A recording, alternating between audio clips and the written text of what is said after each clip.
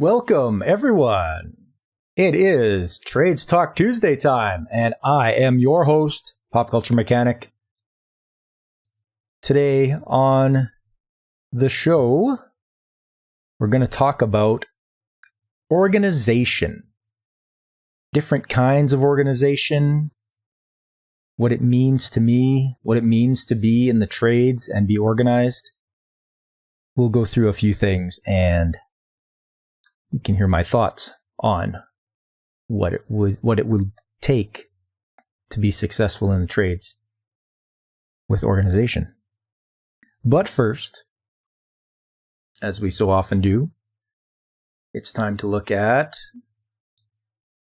the news. We're going to look at it from the maintenance point of view and see if there's any interesting items out there to report on.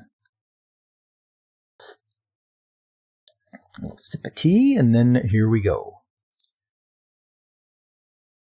John Deere and ISU launch demonstration farm. I don't know what that's about, but John Deere is involved with it. Deere & Company partnership with Iowa State University to establish a demonstration site consisting of 4 different fields and processes that will test sustainable solutions for large grain production systems in real-world scenarios. Farmers are working in constantly changing environments where every decision will impact their end result, which means they can't afford to adopt experimental practices that aren't proven to deliver the yield they anticipate, said Jill Sanchez, Director of Sustainability, John Deere. This demonstration farm, in partnership with ISU, allows us to experience the same uncertainties and challenges as our customers so that we can test and identify which methods are successful and deliver proven, innovative, and sustainable solutions to farmers. Over a 5-year production cycle, 4 different crop production systems will be implemented across the 80-acre demonstration farm. The data and insights collected will measure crop productivity, economic cost of production, soil health, water quality, carbon intensity, and biodiversity. So there you go. John Deere helping out the farmers. Here's one. Suncor to acquire Teck Resources stake in Fort Hills oil sands.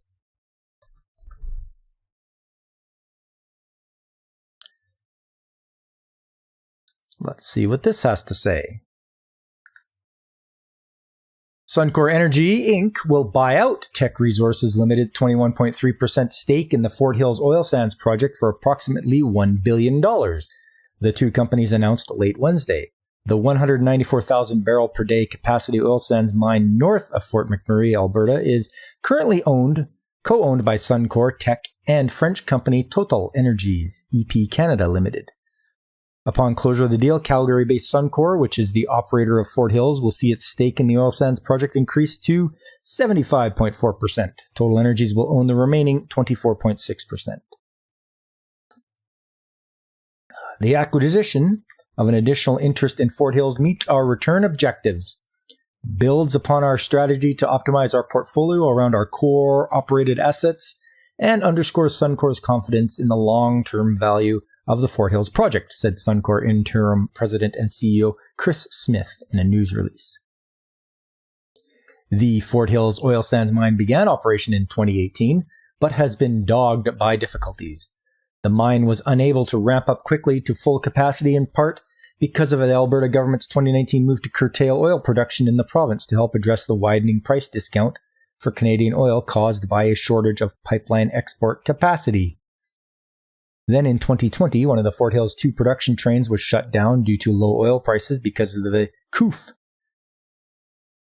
The deal announced Wednesday is based on a current market value for Fort Hills, Suncor said, and as a result, Suncor will recognize a non-cash accounting impairment charge on its existing 54.1% interest of approximately $2.6 billion in its third quarter results, which will be announced November 2nd. That's today. The company will also hold an investor presentation on November 29th. Sorry, that's tomorrow, not today. Today's the 1st. Vancouver-based Teck said expects to record a non-cash impairment charge of $950 million in the third quarter of 2023. Teck is slated to hold its third quarter earnings call Thursday morning. Teck has been saying for some time that it was interested in selling its stake in Fort Hills. The company is currently constructing a $5 billion copper mine in Chile.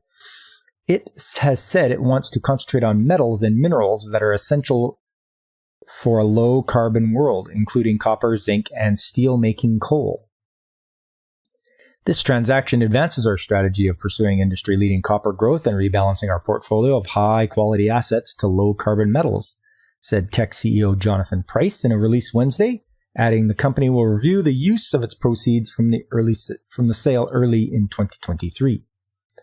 On Wednesday, Suncor said it had conducted an in-depth review of the Fort Hills project and has begun a multi-year improvement initiative aimed at boosting the mine's production and lowering operating costs.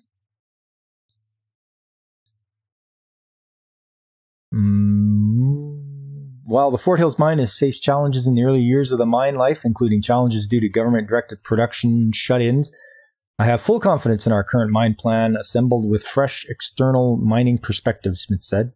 Suncor said it will finance the transaction with cash from asset sale processes currently underway. Transaction is subject to regulatory approval and is expected to close in the first quarter of 2023. So, Suncor buying out Teck Resources. Okay.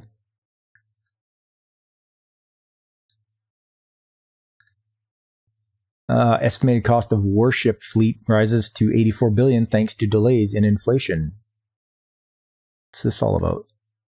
Ottawa. Parliament's budget watchdog is predicting another increase in the cost of a new fleet of warships for the Royal Canadian Navy as delays and inflation add billions to what was already the most expensive military procurement in Canada's history. It's expensive because they put it off for too long. They don't do things in a timely fashion, and then prices go up as they're sitting on their hands and arguing whether we need another destroyer or not. Or a frigate. Canada's Navy is mostly frigates and destroyers and two support ships. In a report released Thursday, Yves Giroux pegged the estimated cost of designing and building the 15 vessels at more than $84 billion. A 9% increase from the $77 billion estimate that the budget officer released in February 2021. The latest estimate continues a trend that has seen the cost of the warships grow exponentially in recent years, setting the stage for fresh discussions about whether Canada should push ahead with the project or change tack. It's clear that Canada is paying significantly for each of these ships, and there would be alternatives where the costs would be lower, Giroux told reporters, but that's a decision that the government has to make and parliamentarians have to debate. And greetings to you, Godzillionaire. Do Canadian destroyers say sorry when they fire? I think only if they hit. He later added, our mandate is to provide a cost estimate, and every time we look at this, the costs go up. The new fleet of so-called Canadian surface combatants is supposed to replace not only the 12 Halifax-class frigates that are currently serving as the Navy's primary workhorse, but also 3 already retired Iroquois-class destroyers. As I said before, we only have destroyers and frigates. So, the government initially estimated the cost at $26 billion when it selected Irving Shipyards in Halifax to build the fleet more than a decade ago. A decade. It's taken them 10 years. That number was revised up to $60 billion in 2017, but officials have since acknowledged they are reassessing that figure. It's because they take too long to do anything. Giroux attributed much of the latest cost increase to a 1-year delay in the planned delivery of the first ship to 2031-32, and a 4-year delay in the delivery of the last. That vessel won't arrive until 2048-49. Inflationary pressures were also cited as a factor in driving up the cost of the fleet, which the budget watchdog estimated will cost more than $300 billion to purchase and operate before it is retired around 2080. Warships are based on the British design model called the Type 26. The vessel is also being built by Britain and Australia, but Canadian officials have been making numerous changes to meet Canada's unique military and industrial requirements. So any changes you make boost the price up. I've seen this many times. The organization or people that order something and they want to make a change, better pull out your pocketbook, because every change is a major expense. Time and again. And it's just, they don't get it. And then they wonder why they run out of money by the end of the project. And it's like, well, you kept making changes during the project, which each change is money gone down the drains. Those changes have been made more complicated by attempts to pack all the capabilities for the Navy's now retired destroyers and existing frigates into one type of ship. The destroyers provided air defense while the frigates specialized in hunting submarines. Giroux said the rising cost of the warship program will be a significant draw on the military's budget at a time when it's facing a number of fiscal pressures, including the planned purchase of new fighter jets and other equipment. Once again, they dragged their feet. If they would have just gone ahead and done it, then they wouldn't be worried about purchasing all this stuff all at once. To continue, so if it turns out that this keeps on increasing and the fighter jet project is also significantly more expensive than what's available in the funding envelope, it's clear that decisions will have to be made, he said. Giroux's previous report in February 2021 included a number of potential scenarios designed to provide a clearer picture of what options are available to the government should it decide to go in a different direction and how much each would cost. You got to have a change order committee to redo the form for the changes before it goes to the change committee. You know it, Godzillionaire. That's pretty much what it boils down to. More redundancy from the Department of Redundancy Department. Yeah. Let's do it again. Let's do it over again and again. Those included scrapping plans to base the entire fleet on the Type 26 and building a fleet of smaller, less expensive vessels, or having a mixture of Type 26s and smaller ships. While the federal government has repeatedly defended its plan to build a Type 26 fleet, the escalating costs have nonetheless prompted questions and discussions around whether Canada should change its approach. That includes building a fleet of less expensive ships, outsourcing the work to foreign countries, or buying fewer ships. In my opinion, you don't outsource the work for your ships that you need for your military. You build them in your country. You give the jobs to your people to build the ships that defend your country. It's just ridiculous that they would even consider that. Navy Commander Vice Admiral Angus Topshee, in an interview last month, defended the need for 15 warships, noting his force is already stretched following the retirement of the 3 destroyers. 15 is the requirement, Topshee told the Canadian press. We're seeing that right now with the limits that we have when you only have 12 frigates. While the government says it was reassessing the cost of the warship program, a senior procurement official at a conference this week complained about the logic of trying to nail down specific costs when the first ship won't arrive for another 9 years. Once we get going and we have a design and we are on our way to number 1, we'll give you the price for the first 3, Public Services and Procurement Canada Assistant Deputy Minister Simon Page said, and then we'll go on and tell you. All right. Well, all I got to say is get it together, government. Do something without dragging your feet on it.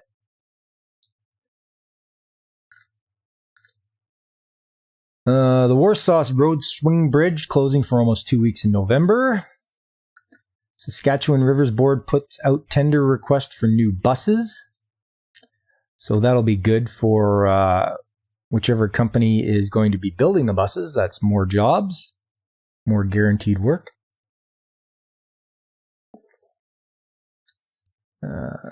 John Deere receives validation of greenhouse gas emission reduction targets. Increased workloads and need for better performing tools are leading challenges for calibration technicians. That's in a survey. Starrett appoints Director of Operations and Continuous Improvement. Starrett has good stuff. I use a lot of their measuring tools. They are a good brand name. Former Addison Forming Technologies employees join the Unison team. Imperial Inc.'s deal with Quebec-based EV charging network company. What's this about? Because Imperial Oil and a Quebec-based EV charging network. Calgary. Imperial Oil announced a collaboration with a manufacturer of electric vehicle charging solutions looking to expand its EV charging network across Canada. Imperial says that it signed an agreement with Flow, a Quebec-based company that manufactures EV charging stations for property managers, business owners, and employers.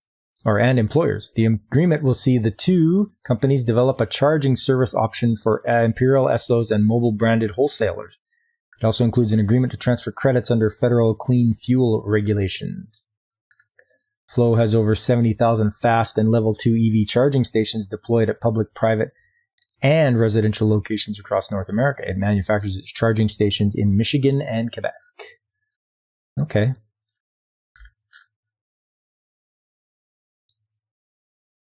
Motion AI opens Minnesota facility. I deal with Motion occasionally. They supply us with various parts. You hear there's some hesitancy to go EV in Canada because no one wants to trust the battery in minus 40. I've been saying that for a long time. Where I live, the temperature gets down very cold. Electric vehicles hate the cold. Like, never mind minus 40, but even minus 20. You know, a battery that I've learned that a battery is happiest at like plus 27 degrees Celsius. That's where it likes to be. Nice and warm. It can get maximum voltage delivered.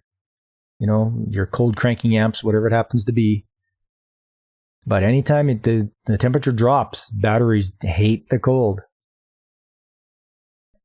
So I don't know if they would be very feasible to have a lot of electric vehicles running around. Summertime, sure. Wintertime, you know what? I'd rather have a full tank of gas knowing that my car is going to keep running rather than have my battery go dead and I'm stuck at the side of the road in a blizzard. You know, you got a snowstorm and then you're really in trouble.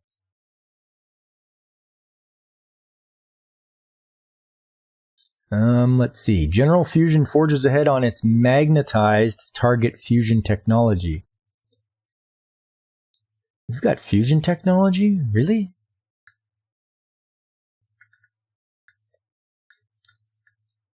Construction of General Fusion's demonstration machine, which is being built at the UK Atomic Energy Agency's Culham campus, advanced with the fabrication of an at-scale fusion vessel trial ring by Sheffield Forgemasters.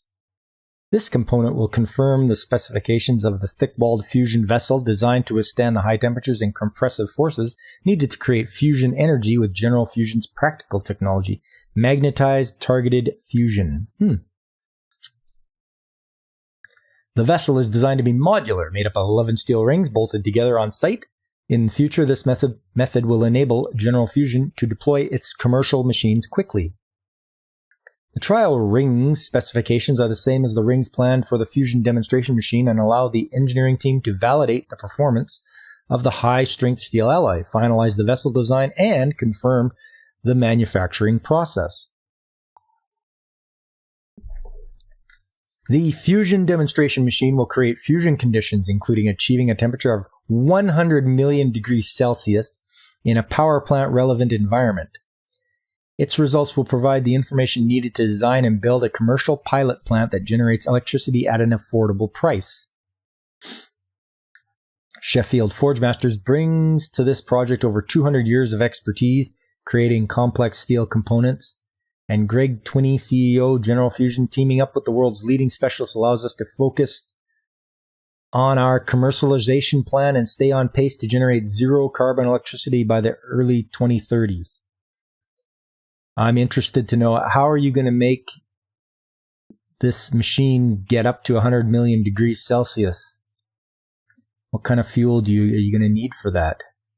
Or is it going to use... Well, no, it'll still have to use electricity if they're even using it magnetized. And where are you going to get the electricity from? Those are just some questions I'm throwing out there. To create the trial ring, a large steel ingot was forged in an open die press, forming the steel into a donut shape with a diameter of just over 3 meters. That's 10 feet for anybody that deals in Imperial. Next, the ingot will be rolled and expanded into a larger, thinner ring. At this point, the ring will span 7.6 meters. That's about 23 feet. Then 56 holes will be drilled into the ring.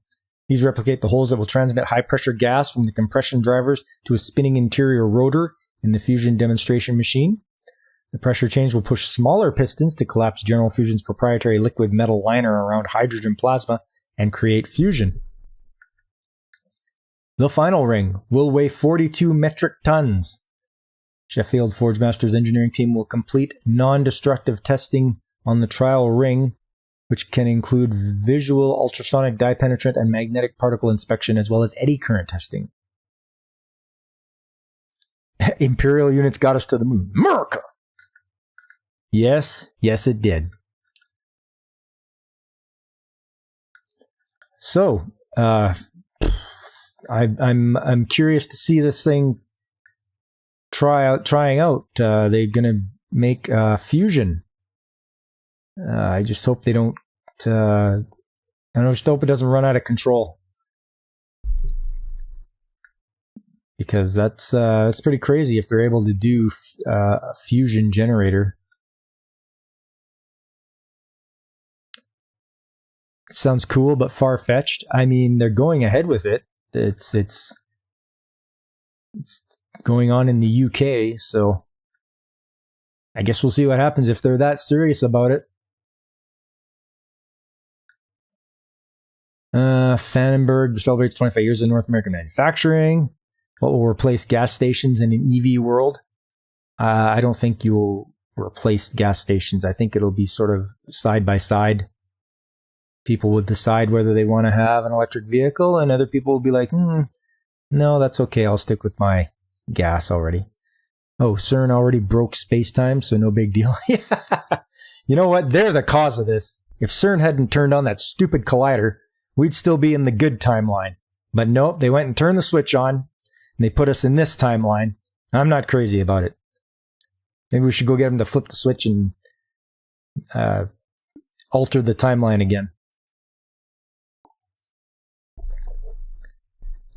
Workplace Safety North wins Canada Award for Excellence.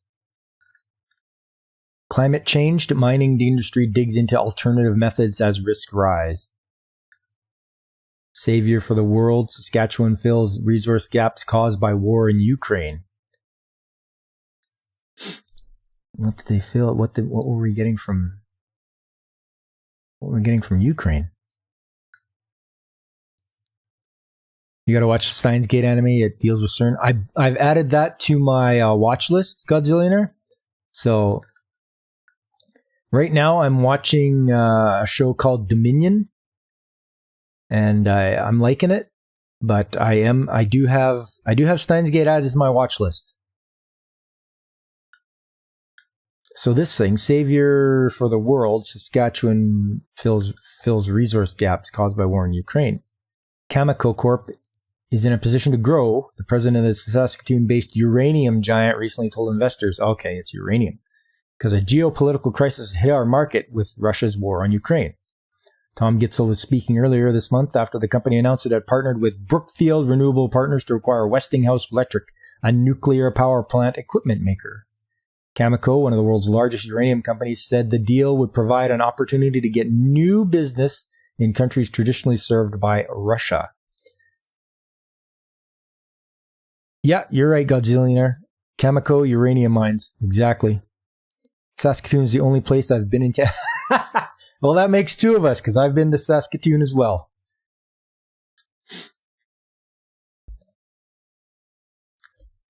And good evening to you, Blaine. You've only been to Vancouver, Richmond? That's okay, so have I. It's not bad. With Russia's actions in Ukraine, we have a Western world that's grappling with its dependence on this source of fuel and is looking to procure Western sources of enrichment, conversion, uranium, and, of course, Western sources of fabricated fuel, Gitzel said.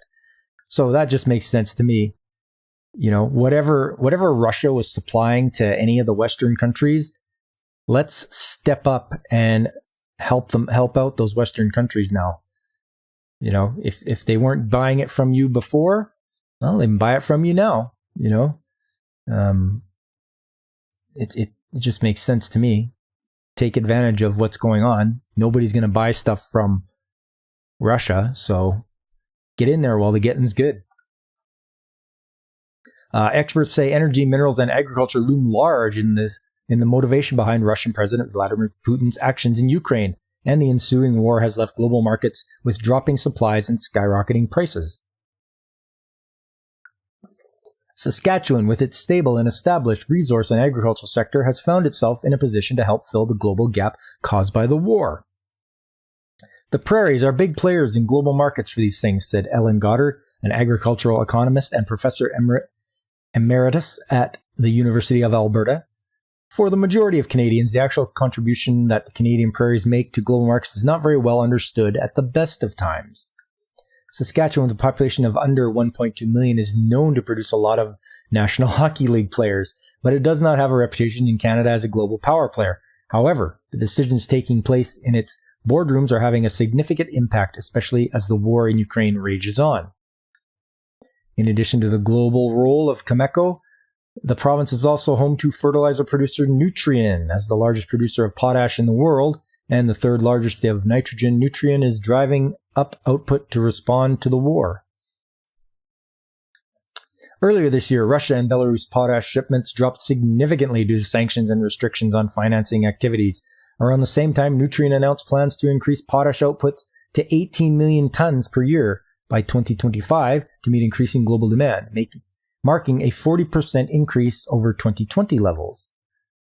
The fertilizer giant surged to all-time high profits in the first 6 months of the year, raking in $5 billion, as crop input prices soared to multi-year highs, driven by the war and heightened global food security fears. You're upset they didn't mention the Rough Riders? Yeah! Oh, those guys, they're insufferable. They're everywhere, all those Rough Rider fans. If you're a CFL fan, you know. Interim CEO Ken Seitz told analysts in August that the company expected ripple effects of the war would drive demand for many years. We believe structural changes to global energy, agriculture, and fertilizer markets will provide a support environment for Nutrien well beyond 2022, Seitz said. David Soberman, a professor at the University of Toronto and Canadian National Chair in Strategic Marketing, said Saskatchewan has suffered in the past when there have been a surplus of resources coming from Eastern Europe. For instance, prices languished for years following the 2013 breakup of a Russian-Belarusian marketing cartel that brought more potash competition to the market. But Saskatchewan companies remain stable throughout those times, Silverman said, assuring the global market that they are dependable, especially in a time of uncertainty. The world needs the things that the prairies are producing in so many ways, Silverman said. The prairies are like a savior for the world. A little bit of hyperbole there. I mean, wouldn't go that far, but we're doing what we can to help out, I'm sure. The war in Ukraine is terrible, he said, but the uncertainty it brings can also emphasize the attractiveness of dealing with Canadian companies. Yes, we aren't having any kind of wars or anything here, so it is very stable. Grain stocks and prices have also been upended after exports from Ukraine were stopped. The first ship carrying grain since Russia invaded in February only left a Ukrainian port in August. While more grain was scheduled to ship out of Odessa, the unpredictability of war remains. Russia and Ukraine were both some of the world's top producers and exporters of grain and cooking oil in years before the war. Canada's share of the global export market has been shrinking amid the increased exports from Black Sea producers, including Russia and Ukraine. The Canadian prairies can also play a role as a stable provider of grains and oil, said Joel Bruno, the department head of economics at the University of Saskatchewan. Bruno said Saskatchewan producers must act ethically when responding to increased demand caused by war. If the companies start to price gouge, that won't soon be forgotten by partners globally, he said. We are a good supplier, Bruno said, so we are getting the profits out of being a good supplier. Yes, it is tempting, but you should not price gouge during this time. It'll come back to bite you later.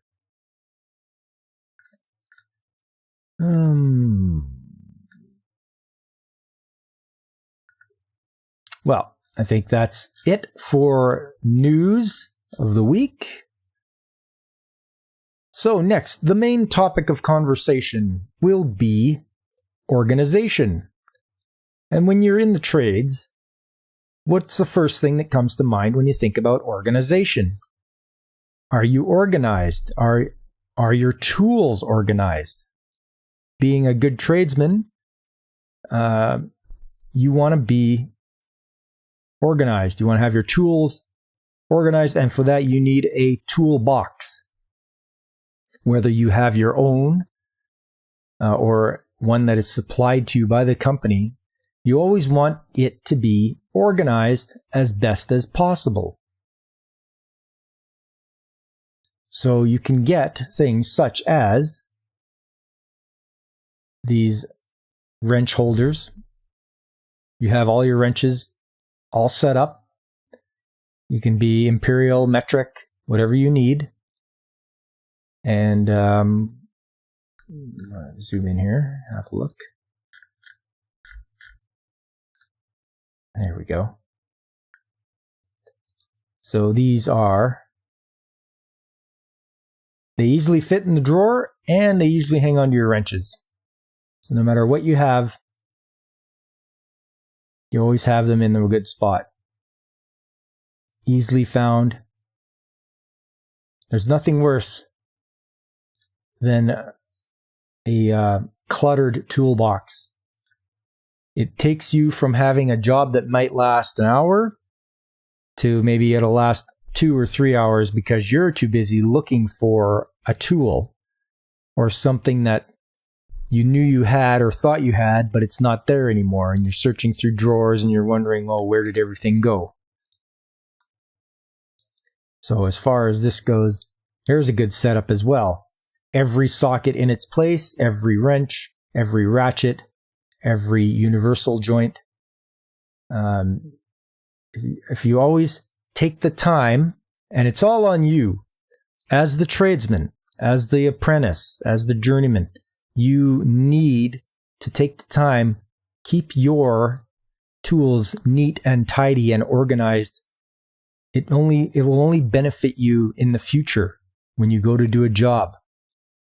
Believe it or not, you're watched a lot, either by management, by fellow employees. Being the tradesman on the job, they're going to watch you and see what you do. So when you're out there doing a task, if you show up with a nice, neat toolbox, or your work area is nice and organized, people will think highly of you as you go and do your task that you're supposed to. They can be rest assured that you are well organized and you have a good thought process when it comes to taking care of your tools and making sure everything is in its place. As you can see, there's some crowfoot wrenches there. All sorts of things to hang on to your tools, hanging on to your screwdrivers. Long rows of sockets, all kinds. You have all sorts of things you can add to your toolbox. Making sure that you think through what you want to do with your toolbox. You have a choice, or maybe you don't get a choice if the company buys it for you. Trying on building a wall of organization. Yeah, I'm getting to that. I do have a picture of a shop that does have some good organization. When you're getting a box, try to look for as many drawers as possible, and you always want ones that are have deep drawers for the bigger things you're going to keep in your toolbox. Depending on where you are going to have electric tools, power tools that you aren't going to want to share with everyone or let them have access to. So you are going to keep them locked up in your toolbox. You get them, they're yours. You either buy them yourself or the company buys them for you, but you keep them in your toolbox locked up. Otherwise, they'll go walking. People will take them. They have no conscience when it comes to taking someone else's tools. They figure, oh, it's good. I can try it. I can use it. And then they're the ones that are hard on them because they're coming to borrow yours because they broke theirs. So always try to keep your stuff locked up and use the space effectively in your toolbox. Usually the low part, the rolling cabinet is what they call it.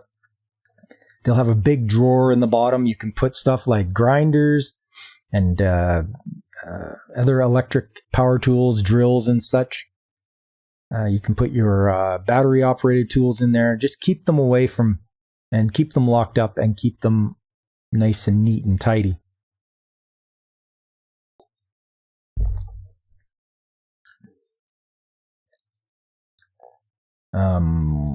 Yeah. So here's some more examples of organization. Here we are. This is an all right. So yeah, you have sort of what's called pegboard, and you put hooks on them.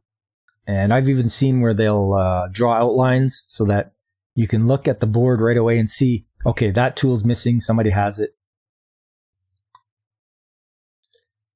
But there's personally, I wouldn't put a shelf on here like this guy's done, but I would put up more tools. But it's just a small little something you'd use in your garage, I guess. Not really industrial. Yes, you always want to have a good. Let's have a look here. This is pretty good. Can't say I'd want to store the pipe wrenches up high like that. They are heavy. And storing them flat like that, that's a waste of space. These can be pipe wrenches in the top right. I would take those and I would put those down at the bottom and hang them so that they're maybe 2 inches from the floor. You're just asking for trouble storing them up there. Hooks and stuff, I wouldn't store those up there either. Those are that's spare parts and should be on the end of a chain or something. What else? Yeah, storing stuff way up ahead. Like, how are you supposed to reach up there and get that? That looks like almost looks like a puller or something. But that's way too high up. You're making it difficult for yourself. I guess unless they don't get used a lot, the frequency that you use the things with, you bring it down lower to your eye height or lower.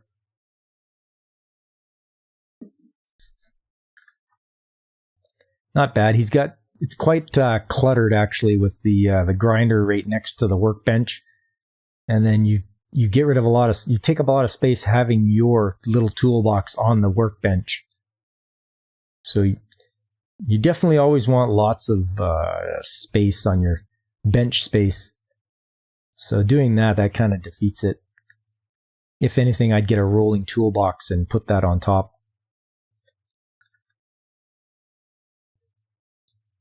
So yeah, that's my thoughts on that one. This is a nice looking one. Screwdriver organizer. We got before and after. Oh, come on, there we go. Yeah, that's not bad. Certainly consolidated them down to a better space. Yeah, I'd get something like that.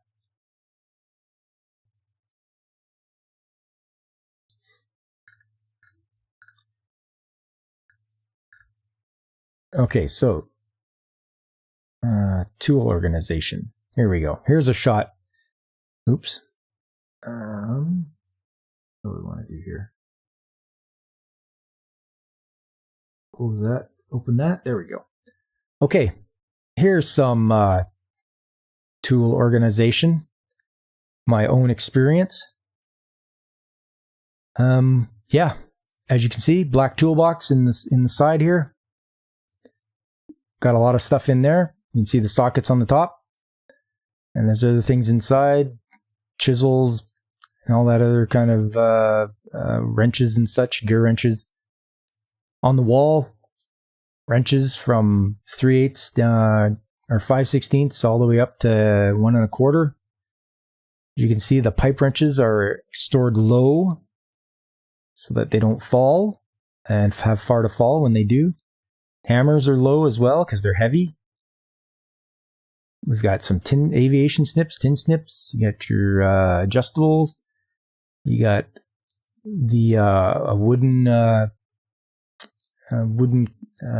holder for all the screwdrivers, all the different kinds. Below that, all the pliers and such. And then below that are a bunch of different styles of vice grips.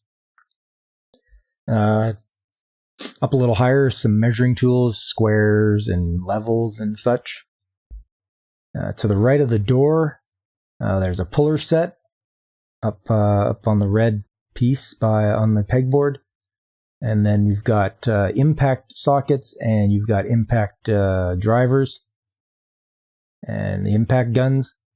And then you have, to the right of that is lots of different styles of grinders. You got your 7-inch, you got your 5-inch, you got your 4.5, and then you got your wire wheel one.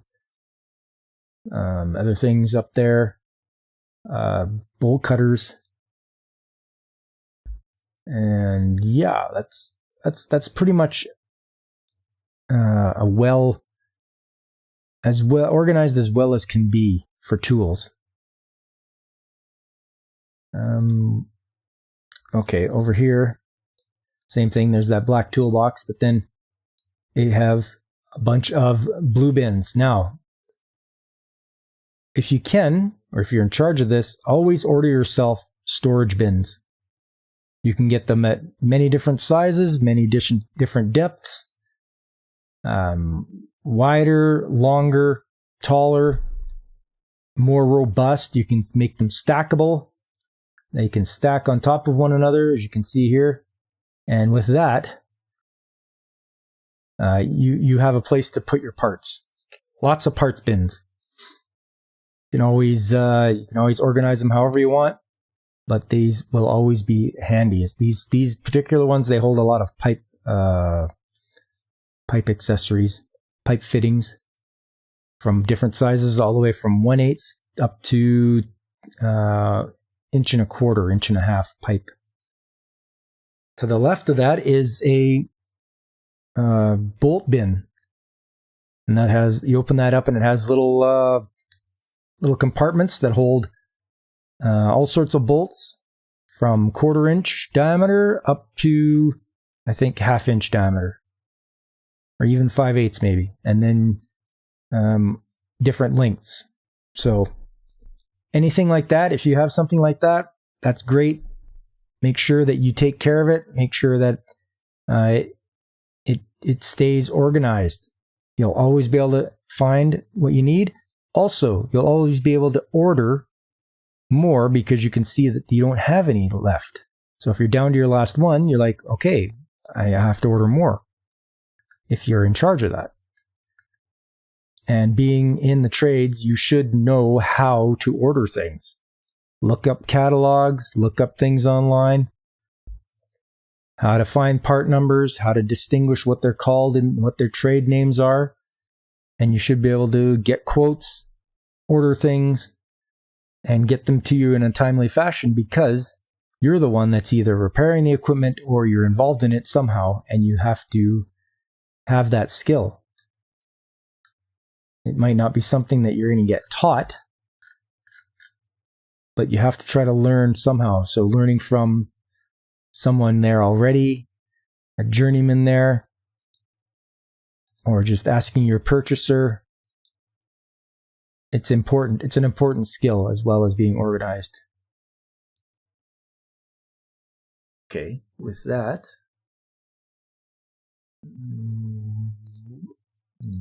there we go. So you've seen tools organized. It's something that you have to work at, but once you get it, you'll be much happier when you're out there doing a job.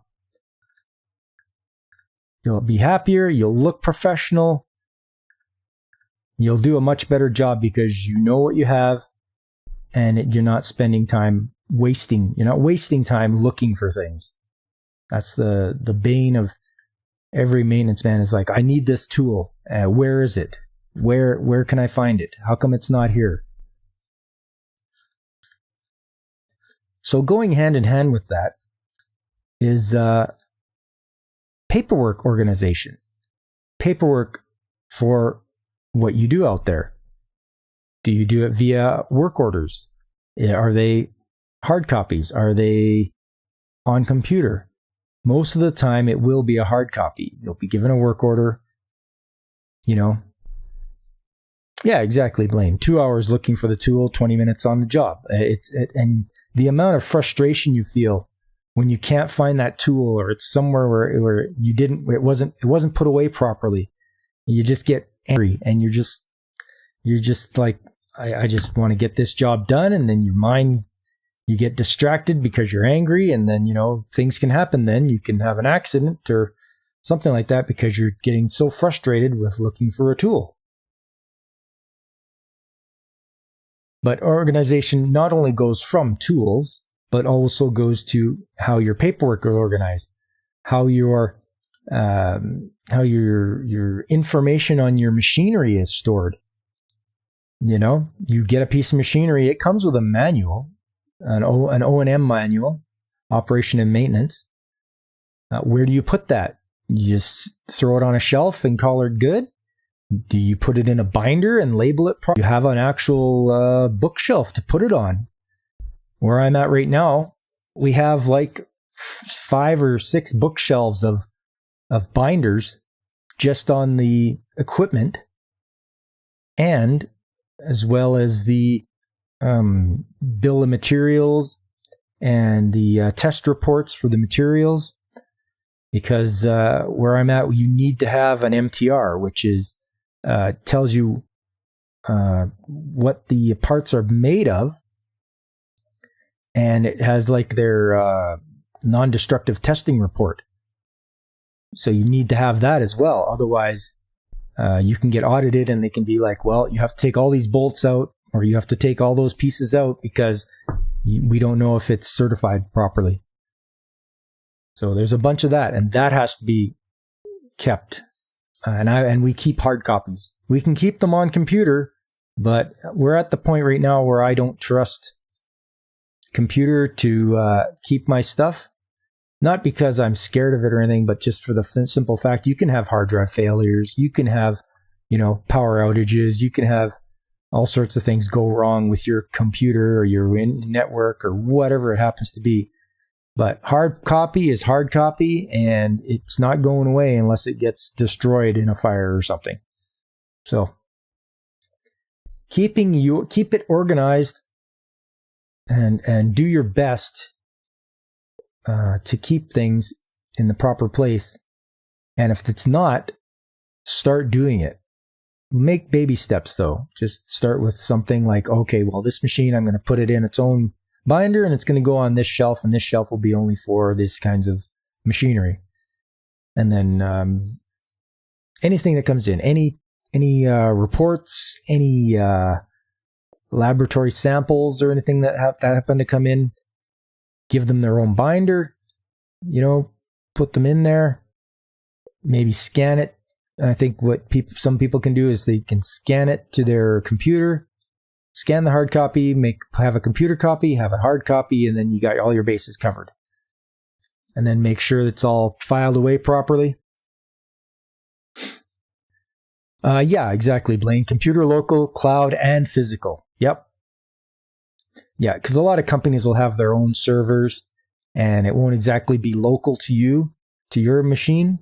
So they'll ask you to put stuff on the server, and that's fine. They have that copy, and then you have your copy on your machine, and then you have the physical copy in a book on a shelf and labeled so that you can find it.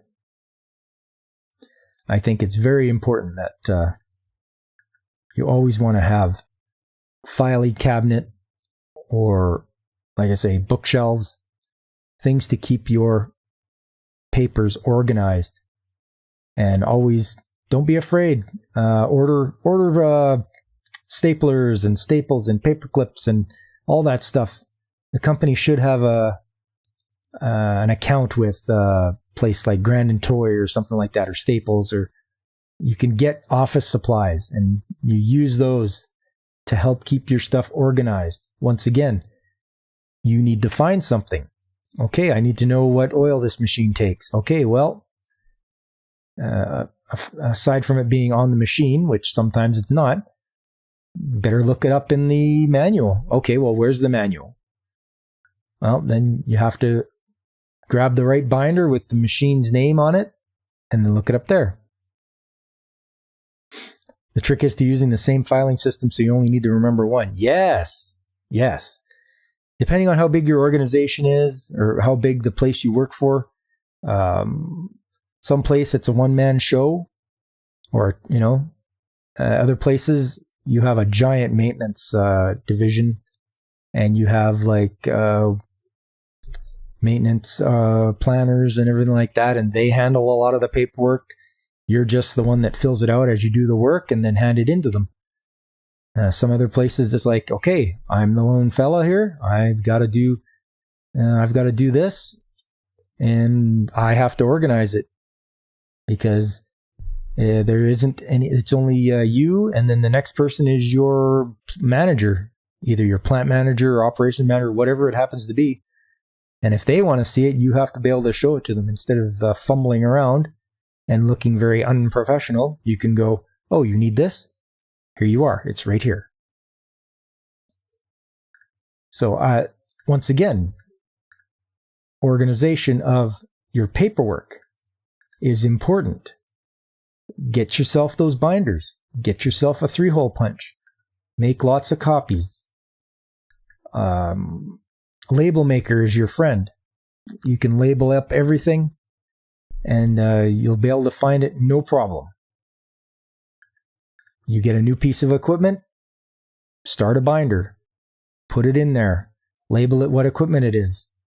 If you have a shelf for just pumps, that's it. That's your pump shelf, right? Shelf for pumps. You got motors, motor shelf. That's all about motors. Motor for each piece of equipment. You got hoses or whatever. Now, some hoses need to be hydro tested, which means they pressure them up to make sure that they're going to be okay. And you get test reports back. Okay, you've got a book strictly for hose test reports.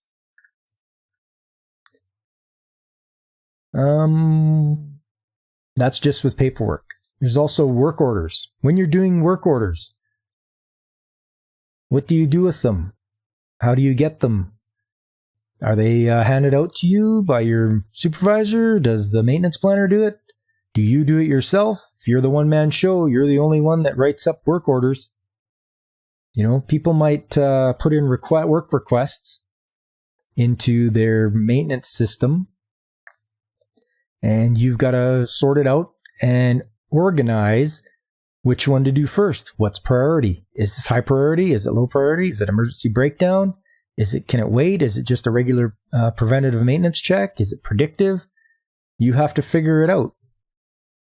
So if you're going to do things like that, you can use your maintenance software, which there are plenty of them out there, and those will help you keep track, but they require a lot of data entry. So you're going to be sitting at the computer a lot, entering data on inventory of parts for machines, and then entering the machine themselves and what's related to them. And some of these can go pretty in depth. You can type in a piece of equipment, and up will pop a list of the parts you need, or ones you have in stock on hand.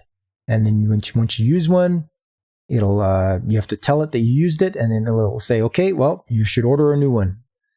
And it'll tell you who to order it from, and how much it'll be. So all that requires a lot of data entry. You might not have enough time to do that. Sometimes you do, but you have to make the time because it will only benefit you in the end. Once again, you're the tradesman. You're the one that's looking after the facility you're at. You need to make it so that it's best for you when you're doing the work. Rather than running around like a chicken with its head cut off, you have to know, okay, tomorrow this is going on. I have to prepare. I have these spare parts already. I'm ready to go. And then it happens. You can do the job. Rather than, are the parts here? I don't know. Where are they? I have to find them. I can't do that job. And then you end up, maybe you planned a job and told people about it, and then you're like, oh, we can't do it after all. I don't have this. And they're just shaking their head at you because they're like, oh, this guy isn't organized at all. So I speak from experience when I say you should try to be as organized as possible. It only benefits you. And hence, once it benefits you, you keep the facility that you're at running smoothly, no matter what trade you happen to be in, whether you're an electrician, industrial mechanic, whatever it may be, you're a welder. It's going to be beneficial to you. And that's what you want. Make sure you have, all the parts you need. Make sure you have any specialty tools that you need, or maybe you have to rent a machine, either like an aerial platform or something that you don't have on site. You might need to do things like that. So it's all about getting preparation for the job is 90%. The doing the actual work is like a 10% of it. Preparation is a great deal of time and spent on getting things ready, and you have to organize with the operators, whoever is whatever you're going to do. You have to get the okay from them. You get the okay from the managers, and you have to get your permits and everything ready, because you don't know what needs to be, or what they need to go through to do their job. They have to lock things out for you, or you have to lock it out, or do a hot work. So, you need a hot work permit. Well, then you're going to have to get a fire extinguisher, or you're going to have a fire hose close by. All that kind of stuff, just to make sure you can get this one job done. So always make sure. Organization. It is not, it's not easy. It takes many years to get good at organizing things. You're just not instantly good at it. But if you take your time and go step by step through the task that you're going to do and think it through, it doesn't even have to be the day of. It can be, a week beforehand. And you just write it down. Write down your task. Think about what you're going to do.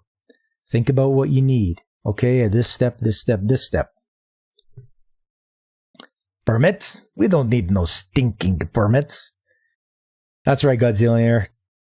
Just go around haphazardly. No need for those. But yes, the process, going through, think it through. Step by step, write it down. All your work is hot work.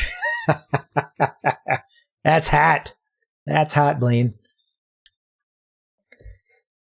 Yeah, it's quite the exercise. If you ever sit down and it's good if you're an apprentice and you have a good journeyman that lets you do this kind of thing. He's like, okay, I want you to plan out this job, write down the steps, tell me what you need, and I'll let you know, if you've missed anything. And you can do that for just any task that comes up, Okay, I want to change out this bearing. Okay, well, what do you have to do? Okay, well, we got to make sure we have a puller, make sure we have a spare bearing, first of all.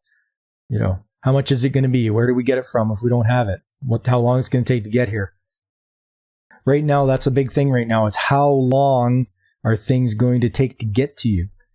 It's pretty rough out there right now. So you have to give yourself a lot of lead time, because places will tell you, well, that's going to be 2 weeks away, or that's going to be, 6 weeks away. And it's like, you got to be kidding me. I think we ordered a pump, and they gave us like a 9-month lead time. It's like, yeah, we need 9 months to get this pump to you. And it's like, wow, you guys can't be, you got to be kidding. And they're like, nope. I'm like, okay. So you put in your order and you just wait, and it's just the waiting game, and it's quite maddening sometimes.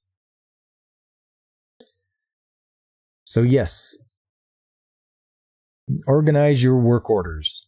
Make sure you're doing things properly. Fill them out completely. The more information you can put on them, the better, because you never know. The job you do now might not come up for a couple of years down the road. And then you're going to be wondering, oh, what did we do? Who did we order that part from? Did we bring in a contractor? What else? What did we need? So you can always go back, whether it's paperwork or electronic, and look back in time and see what you did. Once again, you're being organized. Split case pump? Oh, yeah, what is... I just got to see the name of that. It's a special type of pump. It would be, what is it? TOQ? It's a funny spelled one.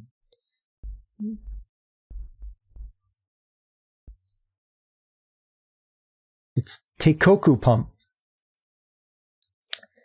It is a canned motor pump. So this thing is really neat. It's completely sealed.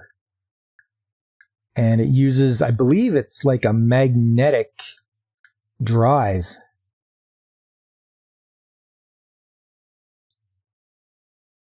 Yeah, that's what it's right there. It's a canned motor pump. It is quite neat. I've never seen one until I started working where I'm at now. And you can get a cooling or a jacket for it that goes on it for cooling or heating, I think. Probably cooling. But yeah, it's quite neat the way it works like that. None of the fluid or anything interacts with the stator or anything like that, or can leak by into it. It's pretty neat.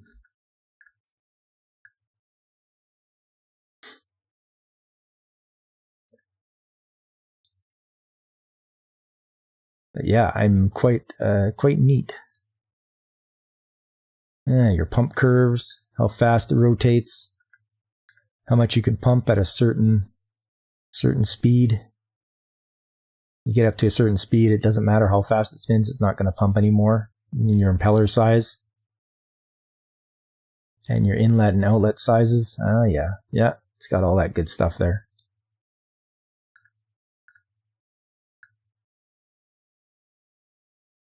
Oh, they even have instruction manuals.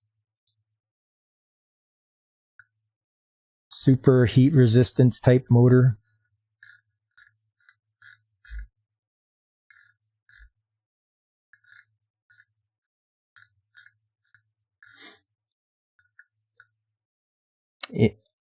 Mag drive, yeah, that's right.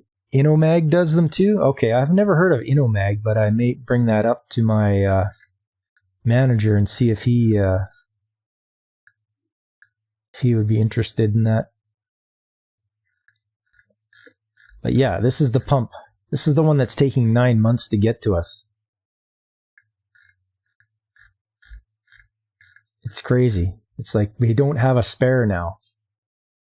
So if anything goes wrong, we're shutting down. Inomag, eh? Inomag. Okay. I just want to look those guys up here. Inomag Flowserve. Oh, Flowserve. Okay, yeah.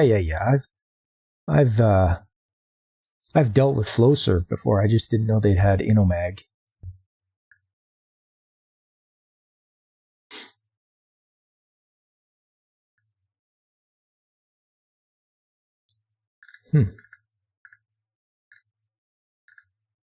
I'll send that to myself there later.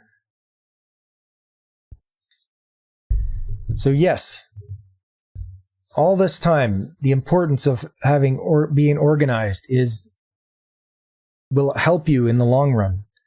Whether it's filling out paperwork, whether it's looking for a tool, deciding which job to put in front of other job. That's also the point of organization. Which job is critical and which job is not so critical? What do you need to take care of before you can take care of this job?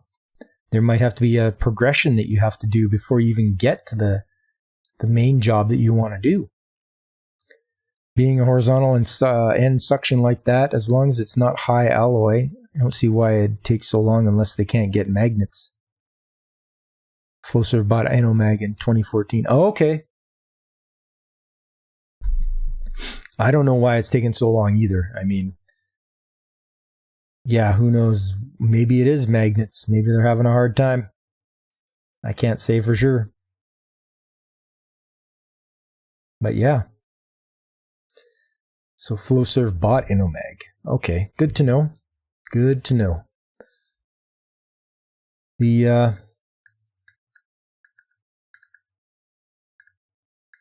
Just simple things. You can do simple things at your job too, for organization. Like I say, get some file folders, get a file cabinet. Start off with that. It's worth a try just to begin baby steps to getting towards having some good resources. A place for storage is what it comes down to. Where I'm at right now, the place has been around since the 60s. We have books from the 1960s on some of the equipment there. So we have like 60 years of knowledge, of books and such around and now that is excellent record keeping for the things to know what happened when.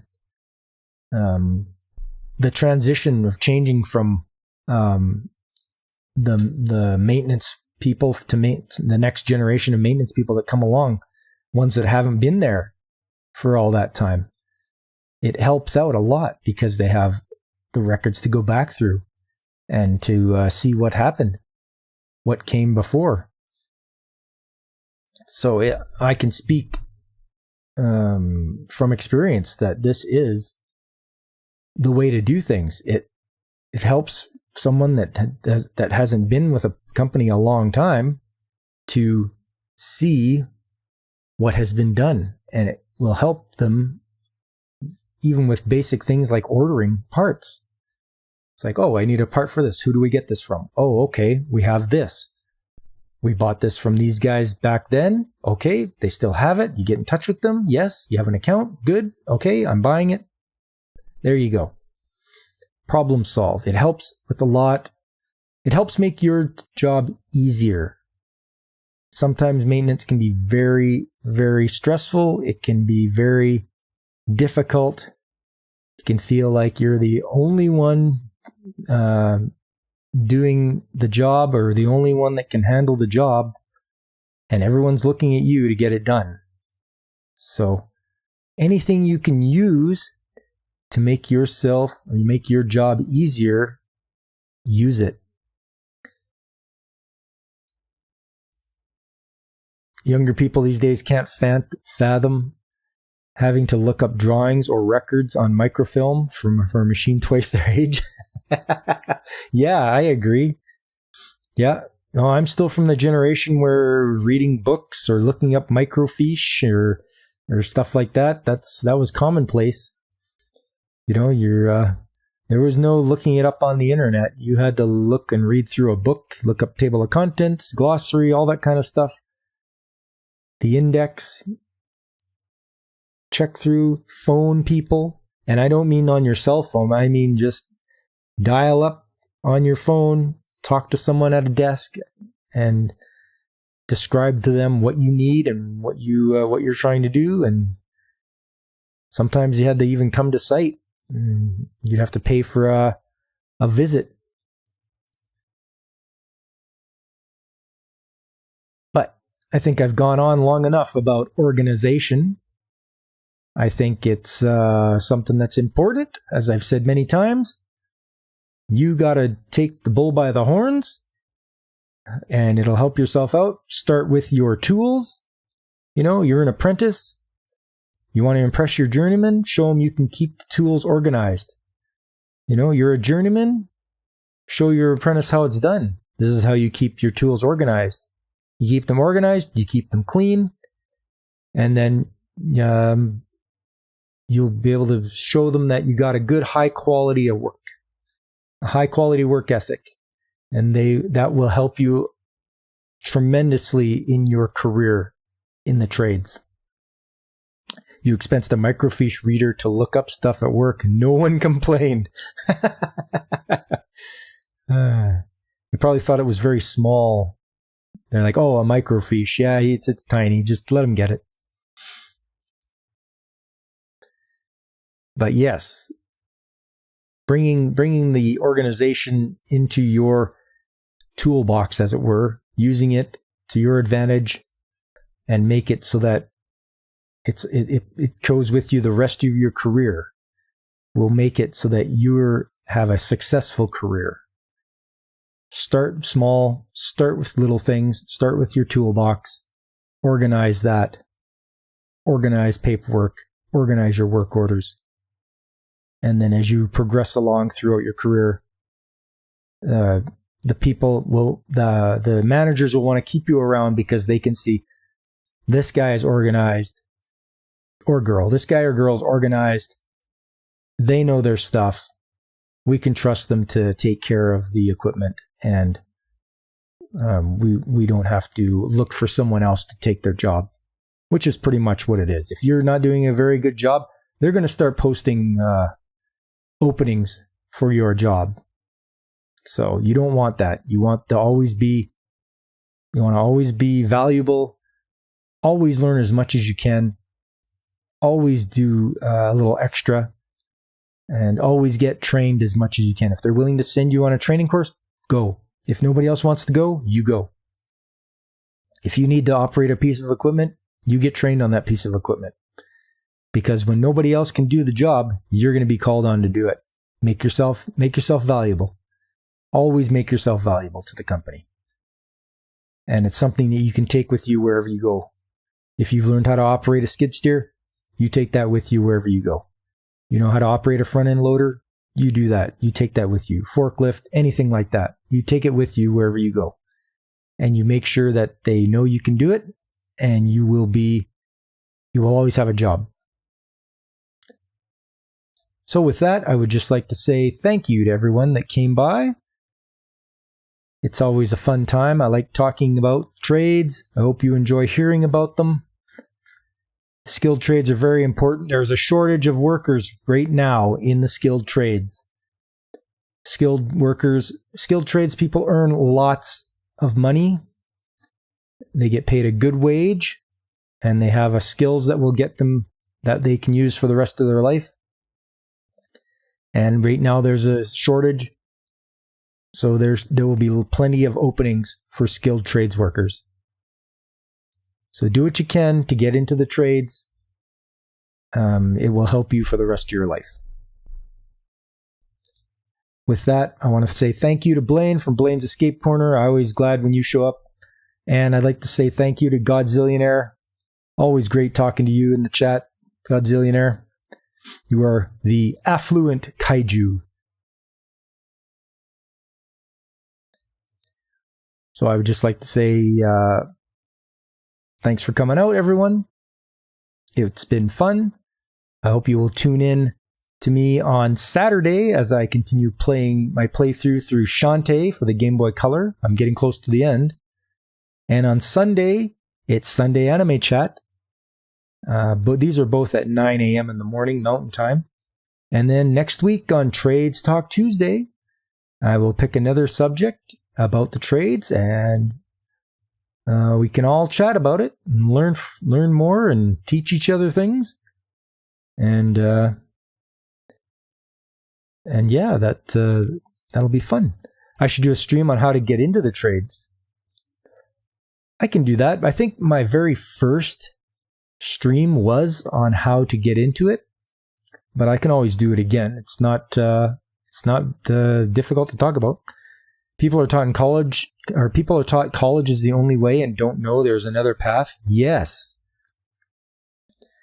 For me in high school, they were always talk up university. Oh, you got to go to university. You got to go to university. I didn't. I went to trade school. So it was a lot cheaper. I didn't have to take out a student loan, and I got through. It was a or what did they call that? They called it a pre-apprenticeship course. It was a pre-apprenticeship course. It was self-paced, so it took me about 18 months. I got through it, and then 2 years after I got out, I got an apprenticeship. Yeah, 2 years. 2 years after I got out, I got an apprenticeship, and I was on my way. So it's they see that on your resume that you've done that. It's a big plus. They're like, oh, okay, this person's in mechanically inclined, and they want to do the job. So that is that is a benefit to you. But yes, I can do another chat on how to get into the trades. I got no problem with that. Maybe I can do that a little bit next time. Next time on Trades Talk Tuesday. Stay tuned. Yes, I have to come up with another topic next week. The first half will probably be on how to get into the trades, and then the next half I'll have to think of something else. So, if you guys have any ideas, don't be afraid to shoot them to me. I'm on Twitter, and I'm also on BitChute, Odyssey, Rumble, and Twitch. So you can also email me at for YouTube here, Pop Culture Mechanic, I believe, at gmail.com. Yes. Pop Culture Mechanic, all one word, at gmail.com. So yeah, feel free. Send me some ideas.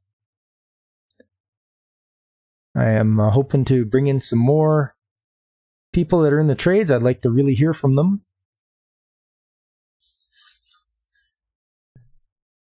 So, and with that, running a little bit longer than I usually do, but it's been such a fun time talking. I just want to say thanks, everyone. It was a good stream, and I appreciate you. This is Pop Culture Mechanic, signing off.